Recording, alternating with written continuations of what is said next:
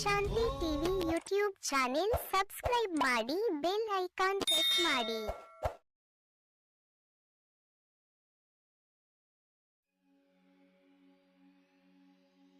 ಓಂ ಶಾಂತಿ.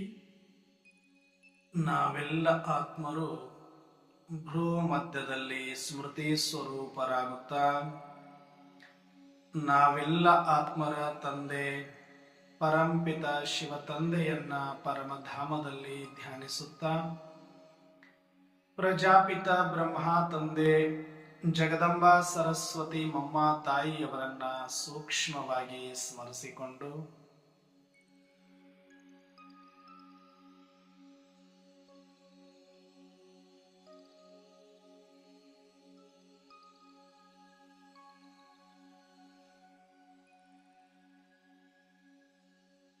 ಯಜ್ಞದ ಎಲ್ಲ ಆದಿರತ್ನರನ್ನ, ನಿಮಿತ್ತ ಶಿಕ್ಷಕಿ ಎಲ್ಲ ಅಕ್ಕಂದಿರನ್ನ, ಸಮಸ್ತ ಈಶ್ವರಿಯ ಪರಿವಾರವನ್ನ ಸೂಕ್ಷ್ಮವಾಗಿ ಆಹ್ವಾನಿಸುತ್ತ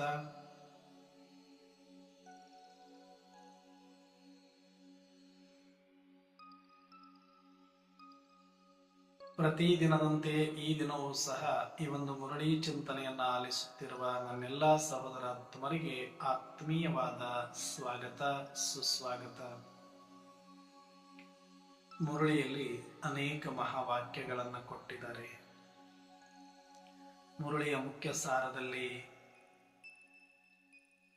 ನಮ್ಮನ್ನ ಎಲ್ಲಿಂದ ಎಲ್ಲಿಗೆ ಕರೆದುಕೊಂಡು ಹೋಗ್ತಿದ್ದೇನೆ, ನಿಮ್ಮನ್ನ ಏನನ್ನಾಗಿ ಮಾಡ್ತಾ ಇದ್ದೇನೆ, ನಿಮ್ಮ ಧರ್ಮ ಆದಿ ಸನಾತನ ದೇವಿ ದೇವತಾ ಧರ್ಮದವರಾಗಿದ್ರಿ, ದೈವಿ ಗುಣವುಳ್ಳವರಾಗಿದ್ರಿ. ಈಗ ತಮೋ ಗುಣಗಳನ್ನು ತ್ಯಾಗ ಮಾಡಿ ದೈವಿ ಗುಣಗಳನ್ನು ಧಾರಣೆ ಮಾಡಿಸಿ ದೇವತೆಗಳನ್ನಾಗಿ ಮಾಡಲು, ಸ್ವರ್ಗಕ್ಕೆ ರಾಜರನ್ನಾಗಿ ಮಾಡಲು ನಾನು ಬಂದಿದ್ದೇನೆ ಅಂತ ಶಿವತಂದೆ ಹೇಳಿದ್ದಾರೆ. ಅನೇಕ ಮಹಾವಾಕ್ಯಗಳನ್ನು ಇವತ್ತು ಕೊಟ್ಟಿದ್ದಾರೆ.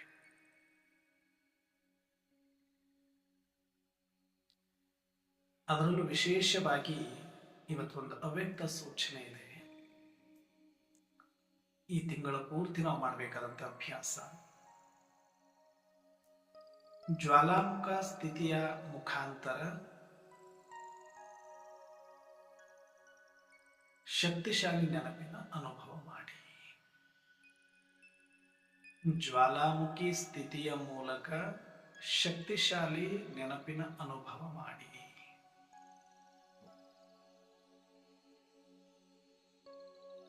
ನೆನಪು ಮಾಡೋದು, ಶಕ್ತಿಶಾಲಿ ನೆನಪು ಮಾಡೋದು.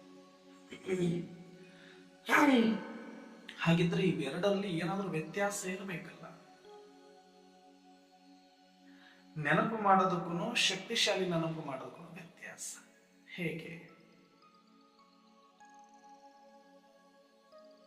ಹೇಗಿರ್ಬೇಕು ಈಗ ನಮ್ಮ ನೆನಪು ಅನ್ನೋರು ಹೆಂಗ್ ಮಾಡೋದು? ದಿನಾಲು ನಾವು ನೆನಪು ಮಾಡಬೇಕು ಅಂತಾರೆ. ನಿಮ್ಮನ್ನ ನೀವು ಆತ್ಮ ಅಂತ ತಿಳಿದು ತಂದೆ ನೆನಪನ್ನ ಮಾಡಿ, ಮನೆಯನ್ನ ನೆನಪನ್ನ ಮಾಡಿ, ನಿಮ್ಮ ಆದಿ ಸಂಸ್ಕಾರದ ನೆನಪನ್ನ ಮಾಡಿ ಅಂತ ಹೇಳ್ತಾರೆ ಬಾಬಾ.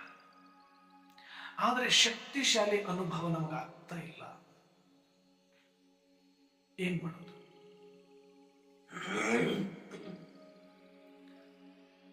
ಶಕ್ತಿಶಾಲಿ ನೆನಪು ಮಾಡಬೇಕು ಅಂತಂದ್ರೆ ಅದು ಹೊರಗಿಂದ ಏನಾದ್ರೂ ಶಕ್ತಿಯನ್ನ ಹಾಕಿ ಮಾಡೋದಾಗಿದ್ರೆ ಎಲ್ಲರೂ ಮಾಡ್ಬಿಡ್ತಾ ಇದ್ರು. ಅದನ್ನು ತೋರಿಸ್ಲಿಕ್ಕೆ ನನಗೂ ಬರ್ತಾ ಇತ್ತು, ನೀವು ಮಾಡ್ಬೋದಾಗಿತ್ತು. ಆದ್ರೆ ಇದು ಒಳಗಡೆ ಸೂಕ್ಷ್ಮವಾಗಿರೋದ್ರಿಂದ ಆ ಶಕ್ತಿಶಾಲಿ ನೆನಪು ಆಗ್ತಿದೆಯಾ ಇಲ್ಲ, ಇದೆಯಾ ಇಲ್ಲ ಅಂತ ಯಾರಿಗೆ ಗೊತ್ತಾಗುತ್ತೆ ಅಂದ್ರೆ, ನಂದು ನನಗೆ, ನಿಂದು ನಿನಗೆ ಮಾತ್ರ ಗೊತ್ತಾಗುತ್ತೆ.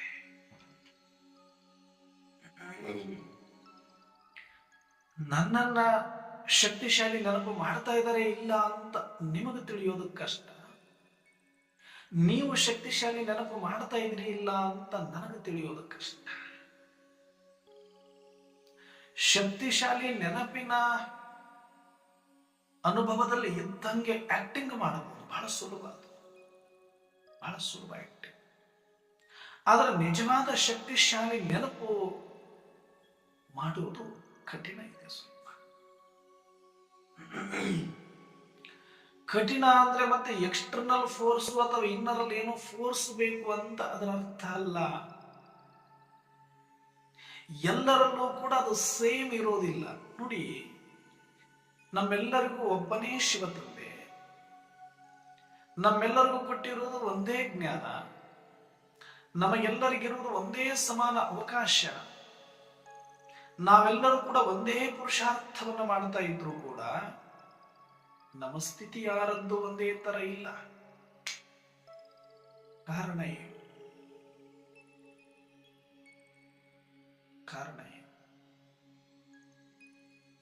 ಈಗ ಒಂದು ಕಲ್ಲನ್ನ ಒಂದು ಕೆಸರಲ್ಲಿ ಇಲ್ಲಿಂದ ಬಿಟ್ರೆ ಒಂದಷ್ಟು ಚುಕ್ಕೆ ಮೂಡುತ್ತೆ, ಸ್ವಲ್ಪ ಎತ್ತರದಿಂದ ಬಿಟ್ರೆ ಇನ್ನು ಸ್ವಲ್ಪ ಆಳಕ್ಕೆ ಹೋಗುತ್ತೆ. ಎಷ್ಟು ಎತ್ತರದಿಂದ ಬಿಡ್ತೀಯೋ ಅಷ್ಟು ಆಳದಲ್ಲಿ ತನ್ನ ಗುರುತನ್ನ ಬಿಟ್ಟು. ಅಂದ್ರೆ ಕಲ್ಲು ಒಂದೇ, ಬಿಡುವ ವಿಧಾನ ಒಂದೇ, ಆದರೆ ಅದರ ಅಂತರ ಹೆಚ್ಚಾಗಿರೋದ್ರಿಂದ, ಬಿಡುವ ಸ್ಥಾನ, ಬಿಡುವ ಅಂತರ ಹೆಚ್ಚಾಗಿರೋದ್ರಿಂದ ಅದರ ಗುರುತು ಕೂಡ ಅಷ್ಟೇ ಆಳವಾಗಿ ಮೂಡುತ್ತೆ. ಹಾಗೆ ತಂದೆಯೂ ಒಬ್ಬರೇ, ನೆನಪು ಕೂಡ ಅದೇ, ವಿಧಿ ಇದೆ. ಆದ್ರೆ ಆಳವಾದಂತ ಅನುಭೂತಿ ಆಗಬೇಕು ಅಂದ್ರೆ ಎಷ್ಟು, ಅಲ್ಲಿ ಹೆಂಗೆ ಅಂತರ ಜಾಸ್ತಿ ಆದಷ್ಟು ಶಕ್ತಿ ಆಗ್ತಾ ಇತ್ತು, ಇಲ್ಲಿ ಎಷ್ಟು ಹತ್ತಿರ ಆಗ್ತೀವಿ ಅಷ್ಟು ಶಕ್ತಿ ಜಾಸ್ತಿ ಆಗುತ್ತೆ. ಹತ್ತಿರ ಅಂದ್ರೆ ಹೆಂಗೆ ಅಣ್ಣವ್ರೆ? ನಮಗೂ ತಂದೆಗೂ ಎಲ್ರಿಗೂ ಒಂದೇ ತರ ಸಮಾನ ದೂರದಲ್ಲಿದ್ದಾರೆ, ಮತ್ತೆ ನೆನಪು ಮಾಡಿದ್ರೆ ಎಲ್ಲರಿಗೂ ಒಂದೇ ತರ ಹತ್ರ ಆಗ್ತಾರೆ. ನಿಜ, ಒಂದೇ ತರ ಹತ್ರ ಆಗ್ತಾರೆ. ಒಂದು ಬಾವಿಯಲ್ಲಿ ಒಂದು ಹಗ್ಗವನ್ನ ಕಟ್ಟಿ ಒಂದು ಬಿಂದಿಗೆಯನ್ನ ಬಿಟ್ಟು ನೀರು ತುಂಬಿಸಿ ಒಂದು ಮಗುನು ಎಳೆಯಬಹುದು. ಆಲ್ಮೋಸ್ಟ್ ಅದಕ್ಕೊಂದಷ್ಟು ಆ ಬಿಂದಿಗೆ ಎಳೆಯುವಂತ ಶಕ್ತಿ ಇರೋರು ಯಾರು ಬೇಕಾದ್ರೂ ಒಂದು 10 ವರ್ಷದ ಹುಡುಗ ಎಳೆಯಬಹುದು, 20 ವರ್ಷದ ಯುವಕ ಎಳೆಯಬಹುದು, 30 ವರ್ಷದ ವಯಸ್ಕ ಎಳೆಯಬಹುದು, 90 ವರ್ಷದ ವಯೋವೃದ್ಧನು ಎಳೆಯಬಹುದು. ಹಗ್ಗ ಅದೇ, ಬಾವಿ ಅದೇ, ಅಂತರ ಅದೇ, ಬಿಂದಿಗೆ ಅದೇ, ನೀರು ಅಷ್ಟೇ. ಅವರು ನೀರು ಎಳಿತಾ ಇದ್ದಾರೆ, ಇವರು ನೀರು ಎಳಿತಾರೆ. ಆದ್ರೆ ಮೇಲೆ ಬರಬೇಕು ಅಂದ್ರೆ 90 ವರ್ಷದ ವಯೋವೃದ್ಧನಿಗೆ ಹಚ್ಚಿದ್ರೆ ಒಂದು 60 ಸೆಕೆಂಡ್, 70 ಸೆಕೆಂಡ್, 1 ನಿಮಿಷ ಹಿಡಿಬಹುದು ಮೇಲೆ ನಿಧಾನಕ್ಕೆ ನಿಧಾನಕ್ಕೆ ನಿಧಾನಕ್ಕೆ ನಿಧಾನಕ್ಕೆ. ಯಾಕಂದ್ರೆ ಅದಕ್ಕೆ ಎಷ್ಟು ಶಕ್ತಿ ಹಾಕ್ಲಿಕ್ಕೆ ಸಾಧ್ಯ ಇದೆ ಅಷ್ಟಷ್ಟೇ ಎಳ್ಕೊಳ್ಳೋದಕ್ಕೆ ಸಾಧ್ಯ ಆಗುತ್ತೆ. ಎಳಿತಾ ಇಲ್ವಾ? ಎಳಿತಾ ಇದೆ. ಅದೇ ಒಂದು 10 ವರ್ಷದ ಹುಡುಗನಿಗೆ ಹಿಡಿದ್ರೆ ಅವ್ರಿಗೆ 1 ನಿಮಿಷದಲ್ಲಿ ಬಂದ್ರೆ 60 ಸೆಕೆಂಡ್ ಅಲ್ಲಿ ಬಂದಿದ್ರೆ ಇವನೊಂದು 50 ಸೆಕೆಂಡ್ ಅಲ್ಲಿ ಎಳಿಬಹುದು. ಸ್ವಲ್ಪ ಏನೋ ಒಂದಷ್ಟು ಪ್ರಯತ್ನ ಮಾಡಿದ್ರೆ, ವಯಸ್ಸಾದವರು ಆದ್ರೆ ಜಾಸ್ತಿ ಎಕ್ಕರ್ಲಾಡಿದ್ರೆ ಎಷ್ಟಾಗುತ್ತೆ ಅಷ್ಟು ಮಾಡ್ಕೊಂತಾರೆ. ಮಕ್ಕಳಿಗೆ ಸ್ವಲ್ಪ ಉತ್ಸಾಹ ಇರೋದ್ರಿಂದ ಹೇಳಿದ್ರು ಒಂದು 50 ಸೆಕೆಂಡ್ ಅಲ್ಲಿ. ಅದೇ ಒಂದು 40 ವಯಸ್ಸದವರಾದ್ರೆ ಒಂದು 40 ಸೆಕೆಂಡ್ಗೆ ಎಳಿಬಹುದು. ಒಂದು 20 ವರ್ಷದ ಹುಡುಗರ ಕೈಗೆ ಕೊಟ್ಟು ಬಿಟ್ರಿ ಅಂದ್ರೆ 10 ಸೆಕೆಂಡ್ ಅಲ್ಲಿ ಹೇಳೋದಕ್ಕೆ ಸಾಧ್ಯ. ಯಾರು 3ಕ್ಕೆ ಬಂದ್ಬಿಡ್ತದ ಮೇಲೆ ಬಿಂದಿಗೆ ಅಷ್ಟೇ. ಹೆಂಗೆ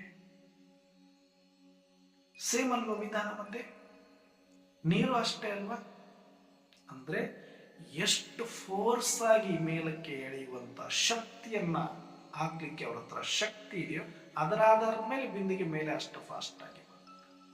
ಹಾಗೆ ಪರಮಧಾಮದಲ್ಲಿರುವ ಪರಮಾತ್ಮನನ್ನ ನಾವು ಆತ್ಮರೆಲ್ಲರೂ ಬುಗುಟಿಯ ಮಧ್ಯದ ಸ್ಥಾನದಿಂದಲೇ ನೆನಪು ಮಾಡ್ತಾ ಇದೀವಿ. ಆದ್ರೆ ಯಾರ ಫೋರ್ಸ್ ಜಾಸ್ತಿ ಇದೆಯೋ ಅಷ್ಟ ಹತ್ರ ಬಾಬರವರು ಬರ್ತಾರೆ. ಅಂದ್ರೆ ಅವ್ರೇನು ಪ್ರತಿಯೊಬ್ಬರಿಗೂ ಸಪರೇಟ್ ಆಗಿ ಹತ್ರ ಬರಬೇಕು ಅಂತ ಅಲ್ಲ, ಹೋಗ್ಲಿ ನಾವಲ್ಲಿಗೆ ಮುಟ್ತೀವಿ ಅಂತ ತಿಳ್ಕೊಳ್ಳಿ. ನಮ್ದು ಎಷ್ಟು ಫೋರ್ಸ್ ಇದೆ ಅಷ್ಟು ಬೇಗ ನಾವು ಬಾಬರನ್ನ ತಲುಪುತ್ತೇವೆ. ಮತ್ತೆ ಈ ಫೋರ್ಸ್ ಯಾವುದ್ರ ಮೇಲೆ ಡಿಪೆಂಡ್ ಆಗಿದೆ? ಅಲ್ಲಿ ವಯಸ್ಸಿನ ಆಧಾರದ ಮೇಲೆ, ಅವರ ಆರೋಗ್ಯದ ಆಧಾರದ ಮೇಲೆ, ಆ ಶಕ್ತಿಯ ಆಧಾರದ ಮೇಲೆ ಅಲ್ಲಿ ಫೋರ್ಸ್ ಜಾಸ್ತಿ ಆಯಿತು. ಇದು ಎಕ್ಸ್ಟರ್ನಲ್ ಫಿಸಿಕಲ್ ಪವರ್ ಇಂದ ಆಗುವಂತದ್ದಲ್ಲ, ಇದು ಮೆಂಟಲ್ ಪವರ್ ಇಂದ ಆಗುವಂಥದ್ದು, ರುಹಾನಿ ಪವರ್ ಇಂದ ಆಗುವಂಥದ್ದು. ಮತ್ತೆ ಎಲ್ಲರಿಗೂ ಆತ್ಮ ಇದೆ, ಎಲ್ಲರೂ ನೆನಪು ಮಾಡಬೇಕು ಅಂತ ಮಾಡುತ್ತಿದ್ದಾರೆ. ಮತ್ತೆ ಹೆಂಗಿದು ವ್ಯತ್ಯಾಸ ಆಗ್ತಾ ಇದೆ? ಎಲ್ಲಿ ಅಂದ್ರೆ ನಾವು ನೆನಪು ಅನ್ನೋದನ್ನ ಸಾಮಾನ್ಯವಾಗಿ ಮಾಡಬಹುದು, ಫೋರ್ಸ್ ಆಗಿ ಮಾಡಬಹುದು, ತೀವ್ರವಾಗಿ ಮಾಡಬಹುದು. ಬೇಕಾಬಿಟ್ಟಿಯಾಗಿ ಮಾಡು. ಈಗ ನಮ್ಮ ಮನೆಯಲ್ಲಿ ನಾವು ಒಂದು 10 ಜನಗಳ ಜೊತೆಗೆ ಜೀವನವನ್ನು ಮಾಡ್ತಾ ಇದ್ದೀವಿ ಅಂತ ಇಟ್ಕೊಳ್ಳೋಣ. ಆಫೀಸಲ್ಲಿ ಒಂದು 100 ಜನಗಳ ಜೊತೆಗೆ ನಾವು ಕೆಲಸ ಮಾಡ್ತಾ ಇದ್ದೀವಿ ಅಂತ ಇಟ್ಕೊಳ್ಳೋಣ.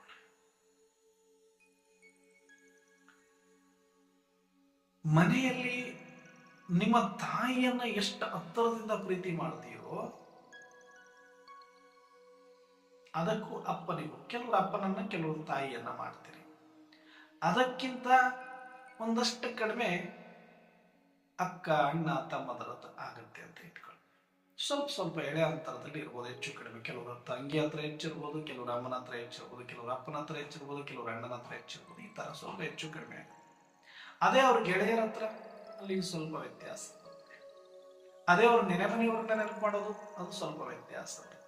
ಅದೇ ರಕ್ತ ಸಂಬಂಧಿಗಳನ್ನ ನೆನಪು ಮಾಡೋದು, ಅದರಲ್ಲಿ ಒಂದಷ್ಟು ವ್ಯತ್ಯಾಸ. ಅದೇ ದೂರದ ಸಂಬಂಧಿಗಳನ್ನ ನೆನಪು ಮಾಡೋದು, ಅದು ಒಂದಷ್ಟು ವ್ಯತ್ಯಾಸ. ಅದೇ ಒಂದು ಎಷ್ಟು ವ್ಯಾವಹಾರಿಕವಾಗಿ ನೆನಪು ಮಾಡಿದ್ರೆ ಅದು ಒಂದಷ್ಟು ವ್ಯತ್ಯಾಸ. ಅದೇ ಉದ್ಯೋಗದಲ್ಲಿ ನಮ್ಮ ಜೊತೆಗೆ ಸಹಪಾಠಿಗಳನ್ನ ನೆನಪು ಮಾಡಿಕೊಳ್ಳೋದು, ಅದು ಒಂಥರ ವ್ಯತ್ಯಾಸ. ಅದರಲ್ಲಿ ಕ್ಲೋಸ್ ಆಗಿರೋರು ನೆನಪು ಮಾಡೋದು, ಅದರಲ್ಲಿ ಒಂಥರ ವ್ಯತ್ಯಾಸ. ನೆನಪೇ ಎಲ್ರಿಗೂ ಮಾಡ್ತೀವೋ. ಪ್ರತಿನಿತ್ಯ ಎದ್ದಾಗಿನಿಂದ ರಾತ್ರಿ ಮಲಗೋ ತನಕ ನಮಗೊಂದಷ್ಟು ಸಂಬಂಧಿಕವಾಗಿ ಸಾಮಾಜಿಕವಾಗಿ ವ್ಯವಹಾರಗಳು ಇರುವುದರಿಂದ ಒಂದಲ್ಲ ಒಂದು ಸಮಯದಲ್ಲಿ ಒಬ್ಬರಲ್ಲ ಒಬ್ಬರನ್ನ ನೆನಪು ಮಾಡ್ತಾನೆ ಇರಬೇಕಾಗತ್ತೆ ನಾವು. ಆದ್ರೆ ಆ ನೆನಪಿನಲ್ಲಿ ತೀವ್ರತೆ, ಪ್ರೀತಿ, ಆತ್ಮೀಯತೆ, ಕಾಳಜಿ ಎಷ್ಟಿದೆ ಅನ್ನೋ ಆಧಾರದ ಮೇಲೆ ಅವರ ನಮ್ಮ ಮಧ್ಯೆ ಎಷ್ಟು ಅಂತರ ಇದೆ, ಎಷ್ಟು ಅನ್ಯೋನ್ಯತೆ ಇದೆ ಅನ್ನೋದು ಗೊತ್ತಾಗ್ತಾ ಹೋಗುತ್ತೆ.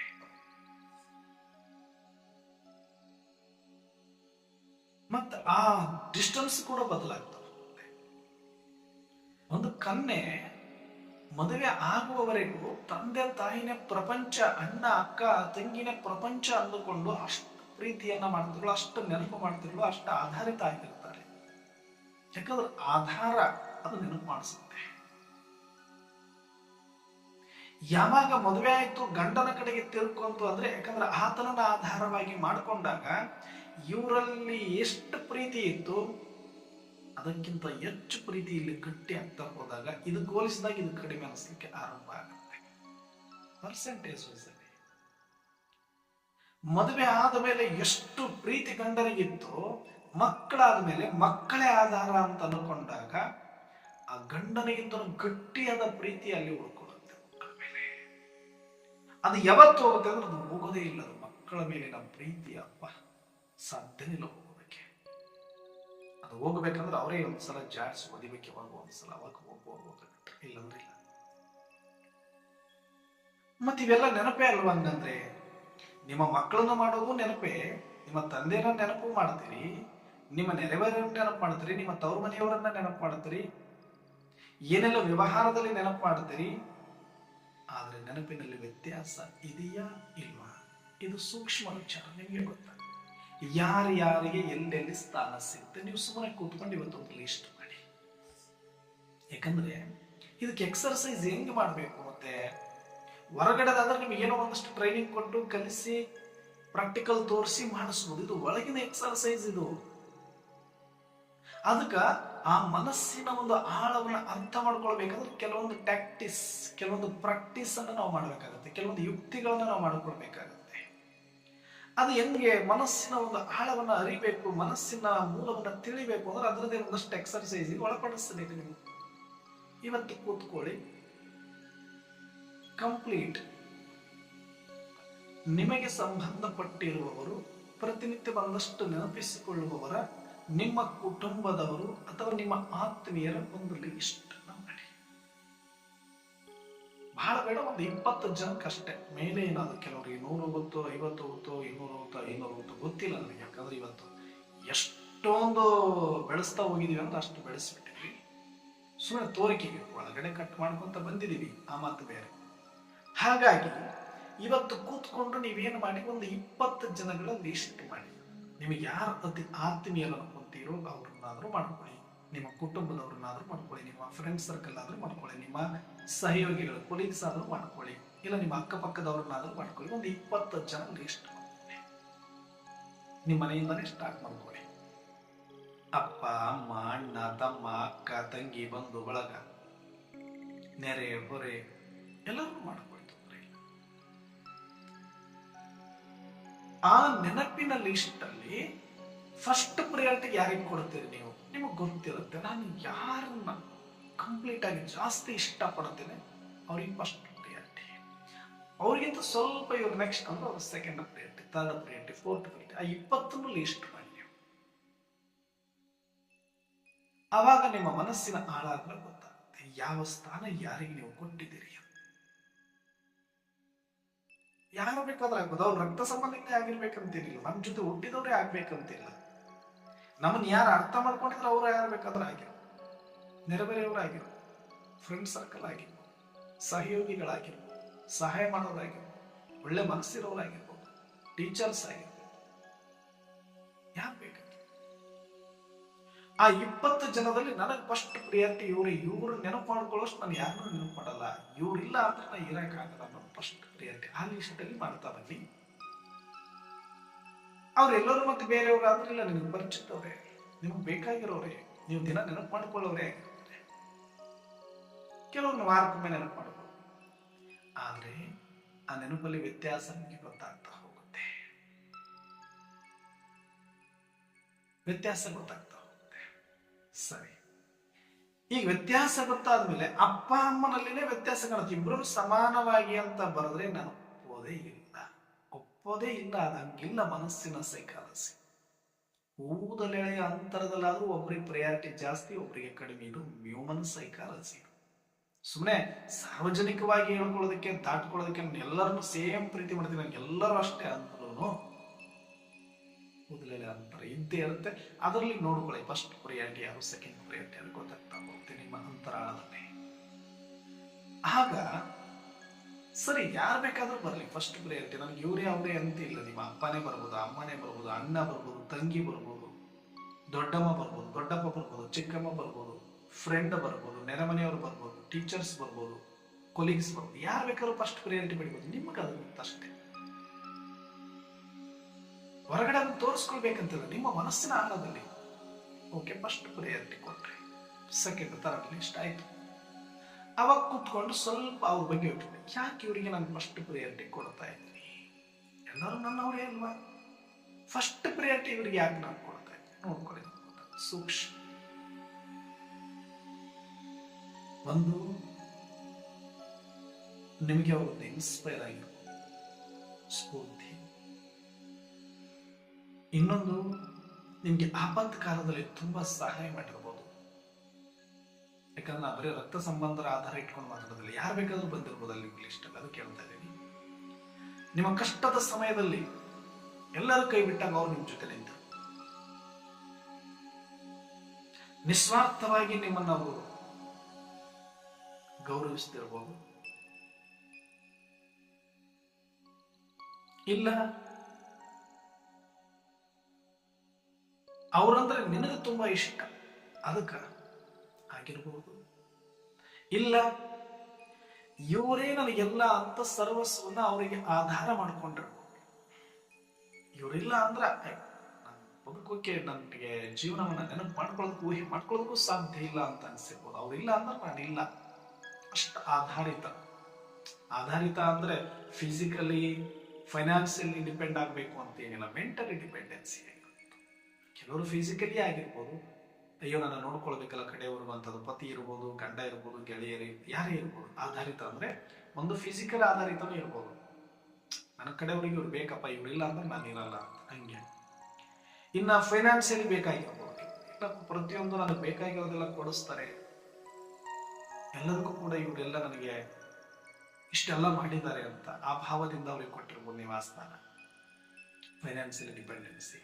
ಇಲ್ಲ ಸೋಷಿಯಲ್ ಡಿಪೆಂಡೆನ್ಸಿ, ಎಲ್ಲಿ ಹೋಗ್ಬೇಕಂದ್ರೆ ಇವ್ರು ನನ್ನ ಜೊತೆಗೆ ಬೇಕೇ ಬೇಕು, ಇವ್ರು ಬಿಟ್ಟು ನಾನು ಇರಕ್ಕಾಗಲ್ಲ, ಅವ್ರಿಲ್ಲ ಅಂದ್ರೆ ನನಗೇನು ಗೊತ್ತಾಗೋದೇ ಇಲ್ಲ. ಸೋಷಿಯಲ್ ಡಿಪೆಂಡೆನ್ಸಿ, ಅವ್ರು ಬೇಗ ನನಗೆ ಇರ್ಬೋದು.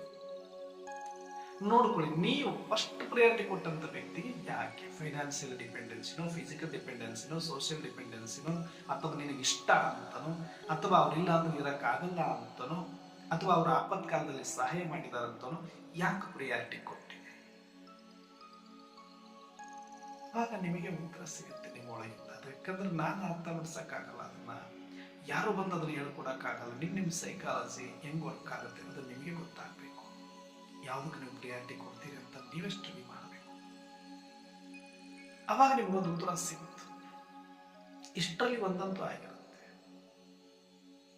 ಇಷ್ಟೆಲ್ಲ ಆದ್ಮೇಲೆ ಒಂದು ಕೃತಜ್ಞತೆ, ಅವ್ರೇನೋ ನನ್ಗೆ ಒಳ್ಳೇದು ಮಾಡಿದ್ದಾರೆ, ನನ್ನ ಪ್ರತಿ ಕ್ಷಣದಲ್ಲಿ ಅವ್ರು ನಿಂತಿದ್ದಾರೆ ಅಂತ ಕೃತಜ್ಞತಾ ಭಾವದಿಂದ ಇರಬಹುದು, ಇಲ್ಲ ಡಿಪೆಂಡೆನ್ಸ್ ಇರ್ಬೋದು. ಎರಡು ಮೇಜರ್ ಕಾರಣಗಳು. ಅಷ್ಟೆಲ್ಲ ಕಾರಣಗಳು ಫೈನಲಿ ಎರಡಲ್ಲಿ ಉಳ್ಕೊಳ್ಳುತ್ತೆ. ಒಂದು ಡಿಪೆಂಡೆನ್ಸಿ, ಇಲ್ಲ ಕೃತಜ್ಞತ. ನನಗೆ ಅಷ್ಟೆಲ್ಲ ಮಾಡಿದರೆ ಅವರೆಂದಿಗೆಲ್ಲ ಇರುತ್ತೆ. ಇಲ್ಲ ಮೂರನೇದು ಅವಿನಾಭಾವ ಪ್ರೀತಿ. ಅವಿನಾಭಾವ ಪ್ರೀತಿ, ನಿಸ್ವಾರ್ಥ ಪ್ರೀತಿ, ನಿಷ್ಕಲ್ಮಶ ಪ್ರೀತಿ. ಅವರೇ ನನಗೆ ಸರ್ವಸ್ವ ಅನ್ನುವಂಥ ಭಾವ ಆವರಿಸಿಕೊಂಡಿರುತ್ತೆ. ಒಂದು ಡಿಪೆಂಡೆನ್ಸಿ ಇದ್ರೆ ಆ ಹೆಸರು ಬಂದಿರುತ್ತೆ, ಇಲ್ಲ ಕೃತಜ್ಞತೆ. ನನಗೆ ಇಷ್ಟೆಲ್ಲ ಮಾಡಿದ್ದಾರೆ, ಅವ್ರು ತ್ಯಾಗ ಮಾಡಿದ್ದಾರೆ, ಫ್ರೆಂಡ್ ಯಾರು ಸಹಾಯ ಮಾಡಿದ್ದಾರೆ, ಯಾರಾದರೂ ಆಗಿರಲಿ, ಮನೆಯವರಾಗಿರಲಿ, ಅದಕ್ಕೆ ಅವರು ಡಿಪೆಂಡೆನ್ಸಿ, ಇಲ್ಲ ಕೃತಜ್ಞತಾ ಭಾವ, ಇಲ್ಲ ಲವ್ ಪ್ರೀತಿ. ಈ ಮೂರು ಕಾರಣಕ್ಕೆ ಆ ಫಸ್ಟ್ ಪ್ರಿಯಾರಿಟಿಯಲ್ಲಿ ಅವರು ಇರ್ತಾರೆ. ಮೂರೇ ರೀಸನ್. ಆದ್ರೆ ಈ ಮೂರು ರೀಸನ್ಗಳಲ್ಲಿ ಇವತ್ತು ಟಾಪ್ ಅವರಿದ್ದಾರೆ. ಆದ್ರೆ ಇವರೇ ಪರ್ಮನೆಂಟ್ ಅಂದ್ರೆ ಗ್ಯಾರಂಟಿ ಇಲ್ಲ ಈ ಸೃಷ್ಟಿಯಲ್ಲಿ. 10 ವರ್ಷದಿಂದ ಬೇರೆ ಇತ್ತು, ಈಗ ಬೇರೆ ಆಗಿದೆ. ಇನ್ನೊಂದು ವರ್ಷದಲ್ಲಿ ಆ ಜಾಗ ಮತ್ತೆ ಬೇರೆಯವ್ರಿಗೆ ಸಿಗ್ಬೋದು, ಗೊತ್ತಿಲ್ಲ. ಅದು ಡಿಪೆಂಡೆನ್ಸಿ ಹೆಂಗ್ ತಗೊಂಡು ಹೋಗುತ್ತೆ ನಮ್ಮ ಮೆಂಟಾಲಿಟಿ. ಇವತ್ತು ಈ ಕ್ಷಣಕ್ಕೆ ನೀವು ಲಿಸ್ಟ್ ಮಾಡ್ಕೊಂಡ್ರೆ ಇವರು, ನೆಕ್ಸ್ಟ್ ನಾಳೆ ಬಿಟ್ಟರೆ ಬೇರೆ ಆಗ್ಬೋದು. 1 ಗಂಟೆ, 1 ತಾಸು, 1 ದಿನ, 1 ವರ್ಷ ಬಿಟ್ಟರು ಕೂಡ ಅದು ಚೇಂಜ್ ಆಗುತ್ತೆ. 5 ವರ್ಷ ಬಿಟ್ಟರು ಚೇಂಜ್ ಆಗುತ್ತೆ. ಹಂಗೆ ಕ್ಷಣಕ್ಕೆ ಚೇಂಜ್ ಮಾಡುವಂಥದ್ದು ಏನಿರಲ್ಲ, ಗಂಟೆಗೊಮ್ಮೆ ಚೇಂಜ್ ಆಗುವಂಥದ್ದು ಏನಲ್ಲ ಸ್ಥಾನ. ಹೇಳ್ತಾ ಇದ್ದಾರೆ ಅಂದ್ರೆ ಯಾವ ಕ್ಷಣದಲ್ಲಿ ಬೇಕಾದ್ರೆ ಆ ಸ್ಥಾನದಿಂದ ಕೆಳಗಿಳಿಯೋದಕ್ಕೆ ಇಲ್ಲಿ ಅವಕಾಶಗಳಿರುತ್ತೆ. ಆ ರೀತಿ ಅವ್ರ ಮೇಲೆ ಮನಸ್ಸು ವಿಪರೀತವಾಗಿ ತಿರುಗೋದಕ್ಕೆ ಅವಕಾಶಗಳು ಒಂದು ಕ್ಷಣ ಸಾಕು ಅನ್ನೋದಕ್ಕೆ ಆ ಎಕ್ಸಾಂಪಲ್ ಕೊಟ್ಟರು. ಆದ್ರೆ ಒಂದಷ್ಟು ವರ್ಷಗಳವರೆಗೆ ಅದೇ ಪರ್ಮನೆಂಟ್ ಆಗಿ ಉಳಿಯುತ್ತದೆ ಅಂತ ಇಲ್ಲ. ಯಾವಾಗ ಬೇಕಾದ್ರೂ ಚೇಂಜ್.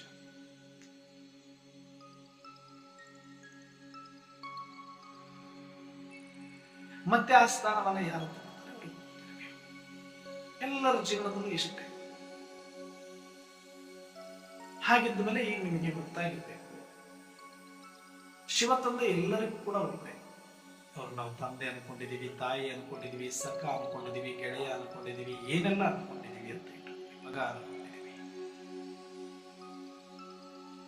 ಆದ್ರೆ ಎಲ್ಲರೂ ಅವ್ರನ್ನ ನೆನಪು ಮಾಡ್ತಾ ಇದ್ರೆ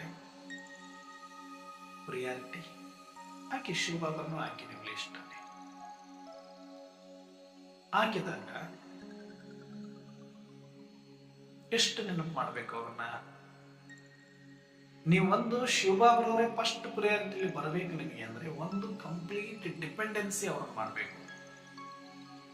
3 ಕ್ವಾಲಿಟಿ ಅವ್ರಿಗೆ ಬೇಕಾಗುತ್ತೆ. 3 ಕ್ವಾಲಿಟಿಯಲ್ಲಿ ಅವ್ರನ್ನೇ ನೀವು ಸೆಲೆಕ್ಟ್ ಮಾಡ್ಕೊಳ್ಳೋದಾಗುತ್ತೆ. ಬೇರೆ ಏನ್ ಲೆಕ್ಕ. ಕೃತಜ್ಞತಾ ಅಂತಂದ್ರೆ ಅವ್ರಿಗೆ ಹೇಳೋಷ್ಟು ಇನ್ನು ಯಾರಿಗೂ ಹೇಳಬೇಕಾಗಿಲ್ಲ. ಯಾಕಂದ್ರೆ ಎಲ್ಲಾ ಜನ್ಮದಲ್ಲೂ ನಮ್ಗೆ ಏನೆಲ್ಲ ಕೊಟ್ಟು ಬಂದಿದ್ದಾರೆ ಪರಮಾತ್ಮ ಆತ್ಮರಿಗೆ.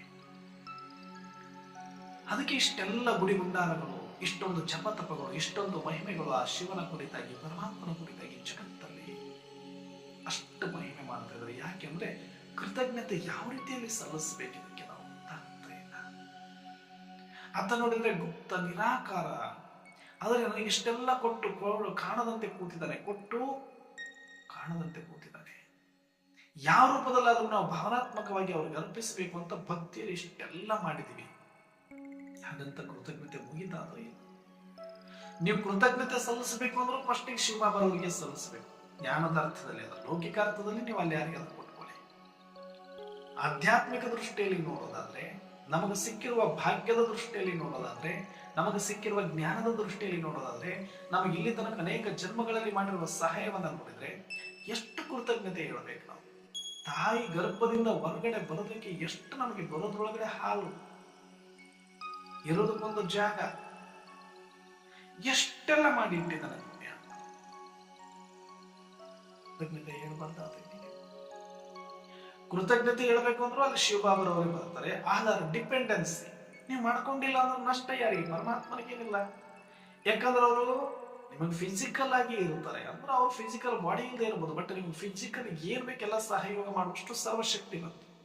ಫೈನಾನ್ಸಿಯಲಿ ಬೇಕಾದ್ರೆ ಅವ್ರು ಬಂದು ನಿಂತ್ಕೋತಾರೆ ನೀವು ಕರೆಕ್ಟ್ ಆಗಿ ಡಿಪೆಂಡ್ ಆದ್ರೆ. ಸೋಷಿಯಲ್ ಆಗಿ ಅವ್ರು ಬಂದು ನಿಂತ್ಕೋತಾರೆ. ಡಿಪೆಂಡ್ ಆಗಿರೋದು ನೀವು ಅವ್ರ ಮೇಲೆ ಎಷ್ಟು ಡಿಪೆಂಡ್ ಆಗ್ತೀರಿ ಅನ್ನೋದಷ್ಟೇ. ಅದಕ್ಕೆ ಸರ್ವಸಂಗ ಪರಿತ್ಯಾಗ, ಸರ್ವಸ್ವವನ್ನು ಸಮರ್ಪಣೆ ಮಾಡಿ. ಹೆಂಗ ದಾರಿಯರಿದ್ರು, ಕಾಡಲ್ಲಿದ್ರು ಅವ್ರಿಗೆ ಬ್ರಹ್ಮಭೋಜನ ಕೊಟ್ಟರು. ಏನೇನು ಇಲ್ಲದವ್ರನ್ನ ಏನೆಲ್ಲ ಮಾಡಿದ್ರಲ್ಲ, ಯಾಕೆ? ಸಮರ್ಪಣಾ ಭಾವ, ಡಿಪೆಂಡೆನ್ಸ್. ಏಕ ಭಾವ ದೂಸರ ನಾವು, ಅದು ಡಿಪೆಂಡೆನ್ಸ್. ಲವ್, ಅದು ಟ್ರೂ ಲವ್. ಅಲ್ಲಿ ಪ್ರೀತಿ ಮಾಡ್ಬೇಕಂದ್ರೂ ಅವ್ರನ್ನಕ್ಕಿಂತ ಯಾರನ್ನು ಮಾಡಕ್ಕಾಗಲ್ಲ. ಕೃತಜ್ಞತೆ ಅರ್ಪಿಸ್ಬೇಕಂದ್ರೂ ಅವ್ರಿಗಿಂತ ಯಾರಿಗೆ ಅರ್ಪಿಸಕ್ಕಾಗಲ್ಲ. ಡಿಪೆಂಡೆನ್ಸ್ ಯಾರು ಬೇಕಂದ್ರೆ ಅವ್ರಿಗಿಂತ ನಮ್ಮನ್ನು ರಕ್ಷಣೆ ಮಾಡೋರು ಇನ್ಯಾರು ಇಲ್ಲ ಜಗತ್ತಲ್ಲಿ. ಗೊತ್ತಾದ ಮೇಲೂ ಕೂಡ ಈ ಸೂಕ್ಷ್ಮತೆಗಳು ಅರ್ಥ ಆಗ್ಲಿಲ್ಲ ಅಂದ್ರೆ ಆ ಒಂದು ನೆನಪಿನಲ್ಲಿ ಶಕ್ತಿ ಇರೋದಿಲ್ಲ, ಆ ಗಟ್ಟಿಯಾದ ಬಾಂಡಿಂಗ್ ಇರುವುದಿಲ್ಲ. ಹಾಗಾಗಿ ನೆನಪಲ್ಲಿ ವ್ಯತ್ಯಾಸ, ಫೋರ್ಸ್ ಇರುವುದಿಲ್ಲ ನೆನಪಲ್ಲಿ. ಹೃದಯಂತರಾಳದ ಡಿಪೆಂಡೆನ್ಸಿ, ಹೃದಯಂತ ಹಂಗಂತ ಎಲ್ಲರೂ ಆ ಶಿವನಿಗೆ ಎಲ್ಲ ಡಿಪೆಂಡ್ ಆಗ್ಬೇಕಂದ್ರೆ ಪೂರ್ತಿ ಅವ್ರನ್ನೇ ನಾವು ಬೇಡಬೇಕಲ್ಲ, ಭಿಕ್ಷೆ ಬೇಡದಂಗೆ ಏನಿಲ್ಲ. ಲವ್ ಅದಷ್ಟೇ. ನೀನ್ ಬಿಟ್ಟರೆ ನನಗಿಲ್ಲಪ್ಪ, ನನಗೆ ಇನ್ನೇನಿಲ್ಲ, ನಾನು ಬದುಕಕ್ಕಾಗಲ್ಲ, ನನಗೆ ಇರೋದಿಲ್ಲ ಅನ್ನೋ ಡಿಪೆಂಡೆನ್ಸಿ ಅನ್ನೋದಕ್ಕಿಂತ ಟ್ರೂ ಲವ್ ಅದಷ್ಟೇ. ನೀವಂತಾರೆ ಮಾಡ್ಕೊಳ್ಳಿಲ್ಲ ಶಿವಭಾವನ ಎಲ್ಲಿ ತನಕ ಅಂದ್ರೆ, ಅಲ್ಲಿ ತನಕ ನಿಮ್ಮ ನೆನಪು ಸಹಜವಾಗಿರುತ್ತೆ, ಸಾಧಾರಣವಾಗಿರುತ್ತೆ, ಗಟ್ಟಿಯಾಗಿರುತ್ತೆ. ಈಗ ನೋಡಿ, ದಿನ ಪರ್ಸ್ ಇಟ್ಕೊಂಡು ಹೋಗ್ತೀರಿ ನೀವು, ಪರ್ಸ್ ದಿನ ಇಟ್ಕೊಂಡು ಹೋಗ್ತೀರಿ. ಅಕ್ಕಂದ್ರಾದ್ರೂ ಒಂದು ವ್ಯಾನಿಟಿ ಬ್ಯಾಗ್ ಇದೆ ಅಂತ ಇಟ್ಕೋಣ, ಅಣ್ಣಂದ್ರೆ ಆದ್ರೂ ಒಂದು ಪರ್ಸ್, ಏನೋ ಪಾಕೆಟ್ ಅಲ್ಲಿ ಒಂದು ಡೈರಿ ಏನು ಇಟ್ಕೊಂಡಿರಿ. ಆ ಪರ್ಸು ಇರ್ಬೇಕು, ಒಂದು ಕಾಯಮಾಗಿ ಒಂದು ವ್ಯಾನಿಟಿ ಬ್ಯಾಗ್ ಹಾಕೊಳ್ಳೋದು ಸಹಜ. ಅಕ್ಕಂದ್ರುಗಳು ಹಾಕೊಂಡು ಹೋಗ್ತೀರಿ, ಒಂದು ಪರ್ಸ್ ಆದ್ರೆ ಇಟ್ಕೊಂತೀರಿ ಅಂತ ಇಟ್ಕೋಣ. ಅದ್ರಲ್ಲಿ ಏನೋ ಚಿಲ್ಲರೆ ಕಾಸು ಇತ್ತು ಅಂತ ಇಟ್ಕೊಳ್ಳಿ, ಅದ್ರ ಕಡೆಗೆ ಅಷ್ಟು ಗಮನ ಕೊಡ್ತೀರಾ? ನಿಮ್ಮದೇ ಪರ್ಸ್ ಅಷ್ಟಿರಲ್ಲ. ಅದರಲ್ಲಿ ಒಂದು 5,000 ರೂಪಾಯಿ ಇತ್ತು ಅಂತ ಇಟ್ಕೊಳ್ಳಿ, ಸ್ವಲ್ಪ ಗಮನ ಕೊಡ್ತೀರಿ. ಅದರಲ್ಲಿ ಒಂದು 2 ಲಕ್ಷ ರೂಪಾಯಿದ ಬಂಗಾರದ್ದು ಒಂದಷ್ಟು ಸಾಮಾನುಗಳು ಇಟ್ಟಿದ್ರಿ ಅಂತ ಇಟ್ಕೊಳ್ಳಿ, ಅವಾಗ ಕೊಡ್ತೀರಿ ಗಮನ. ವ್ಯತ್ಯಾಸ ಇದೆಯೇ?